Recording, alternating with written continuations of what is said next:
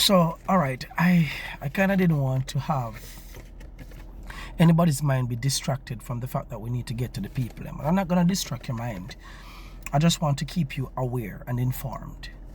So there's this page on TikTok with a bunch of Navy people, U.S. Navy people, maybe retired soldiers or whatever. But they have come together and they form partnerships with other persons and groups where they go around the world and they kind of help people. Now, I don't know if these men have other objectives. I don't know. What I do know is that they are currently in Jamaica and they're helping people and they're doing the unthinkable. And by the unthinkable, it means their leader put out a video just a day ago where he literally paddled on a refrigerator, one fridge in the water, paddled his way to a upstairs house, a 2-story house, where there are persons who all they can see around them is just rising water. They can't move. They are marooned. That community, based on his account, is about 300 persons tops.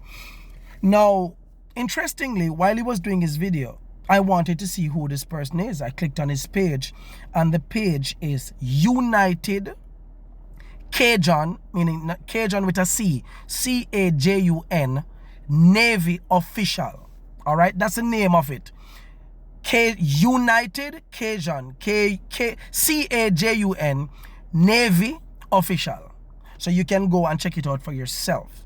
Information is important. So I decided to scroll through to see what else about this person and them helping my people, what interests me. So there was a gentleman who was being interviewed by a popular news media station in the United States who is a part of the team. His name is A.J. Fraser, a dark guy. A.J. Fraser. Fraser is a Jamaican name. He said that his father, in the same interview, that his father is Jamaican. He's Jamaican. Yeah, him consider himself Jamaican, but he's a part of the Navy rescue team. And he began to speak about the storm prior to the storm. So he was on the interview like the day before the storm actually hit. These guys came here and they actually flew around the mountains and was examining the area to see what could happen or would happen when the storm come. Follow me now. Stick with me. Stick with me. And in the interview, he kept on referring to the fact that all they need is just for the Jamaican government to give them clearance. And he began to speak about what was available that they needed clearance for. They had the 50-star search and rescue, 50-star search and rescue group. They had connections with the Gold Star search and rescue. Search and rescue. They had the shooting gun club. They had aerial recovery. And they also had helicopters and airplanes. Helicopters and aeroplanes, that's what he said. From what I gather and my observation and going through their page, they do have what they are purporting here. And all they needed was clearance from the Jamaican government. This was before the storm. The storm came and they were here on the ground, but not with their connections and stuff. They flew here to kind of, weather the storm. They were the first on the ground in terms of international help, but they didn't really get clearance to come and help. Them just come to be on the ground and say, yo, we're here. This is what I gather. You understand? If I am wrong, I beg to be corrected. Yeah? Now, the fact that these men are Navy people, soldier, and them know this thing. Yeah? They were there with Katrina, Hurricane Maria. He spoke about a number of hurricanes and stuff that they were a part of the rescue team.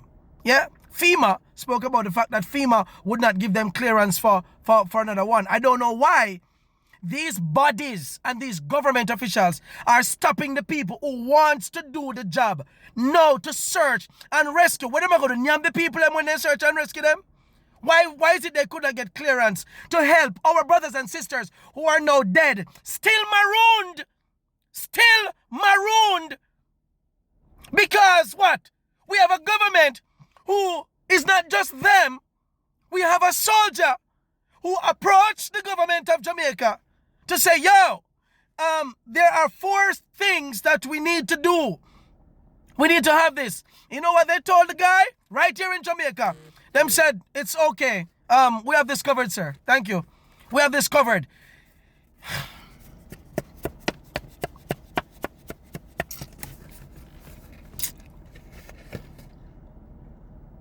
I saw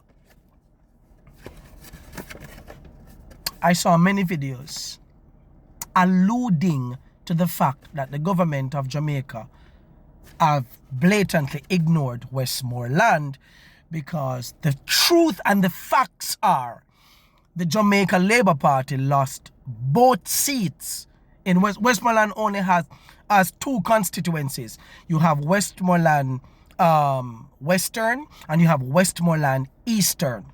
Now, Garfield James was the JLP candidate, Member of Parliament candidate for Westmoreland Western, and he got 6,024 votes on the election day. It wasn't enough to make him win, but 6,024 people, 6,024 people in a Westmoreland West voted for Jamaica Labour Party.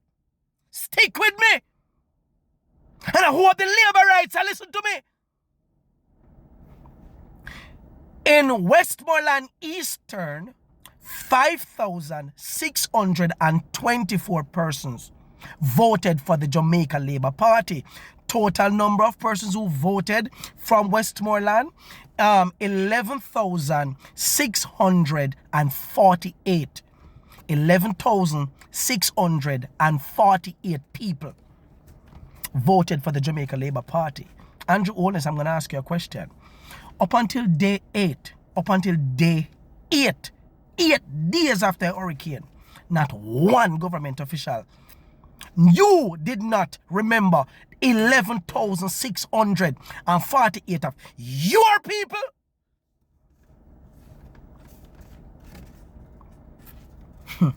Oh, nobody never did think about that.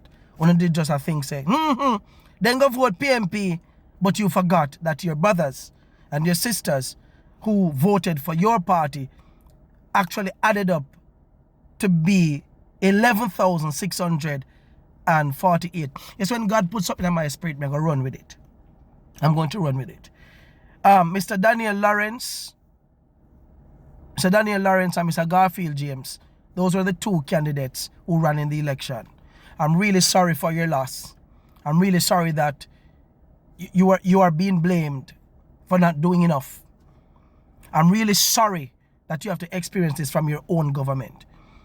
Me love it walla uno. Because when I go there so to give out packages, when me go down there, so me not go down there so if you look for who a PMP or who a JLP, me give out to everybody. Me not have no time for you want to know who you vote for. People are desperate and dying. And we're playing politics. I watch the Prime Minister and other ministers on both sides of the fence in a parliament. I laugh! Who in a parliament? I laugh! I laugh! While babies are crying and dying and communities are still marooned. And we never give clearance. We never give clearance to the United Cajun people them and my people them dead because on a feel for account still over there. A pussyfoot round it. On the thing say if another storm should come now. If another storm should come and the season not finish yet, if another storm should come, all the survivors who are down there out in the open going to die. On a wake up. Wake up!